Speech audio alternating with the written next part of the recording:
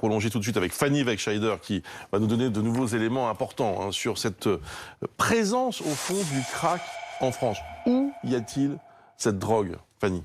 Eh bien, ce dérivé de la cocaïne, on le trouve essentiellement en France, en région parisienne, mais pas uniquement.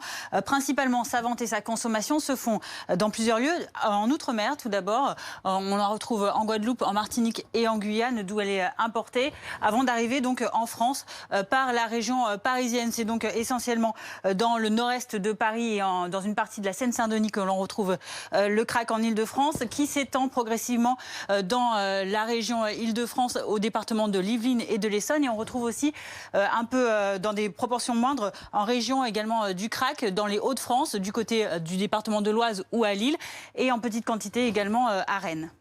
Qui sont les personnes? Quelles sont les personnes qui consomment du crack en France? Alors, la typologie des consommateurs de crack a évolué. Au début des années 80, cette drogue était réservée, entre guillemets, aux consommateurs parisiens les plus précaires. Et puis, désormais, elle s'étend, avec l'expansion du marché de la cocaïne, à des personnes plus insérées, parfois, dans la société. Principalement, les usagers de crack sont des personnes qui ont des parcours de vie très marqués par plusieurs traumatismes. Ce sont des usagers, en moyenne, qui ont environ 40 ans. Ce sont surtout des hommes, on va le voir, à 80%, en 2017, en tout cas, ils étaient 80% d'hommes. Les femmes, pour la plupart, se prostituent, sont des travailleuses de sexe pour se procurer cette drogue. Ces toxicomanes sont originaires en majorité d'Europe de l'Est, souvent des russophones qui ont été habitués à des injections d'opiacés. Il y a également des utilisateurs venus des Caraïbes. Et puis, en minorité, ce sont aussi des migrants d'Afrique subsaharienne récemment ou encore du Moyen-Orient. Plus récemment, on trouve également parmi ces consommateurs de crack d'anciens consommateurs de cocaïne issus du milieu festif techno. Est-ce qu'il y a des données officielles pour la consommation du crack en France?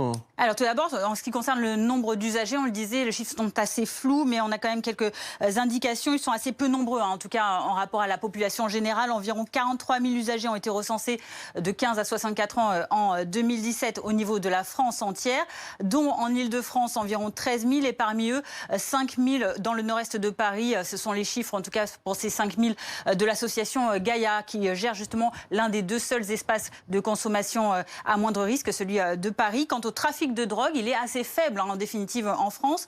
Julie Collin, qui était vice-procureure à la tête de la section criminalité organisée du parquet en 2020, déclare qu'il n'existe pas de réseau organisé d'importation massive de crack.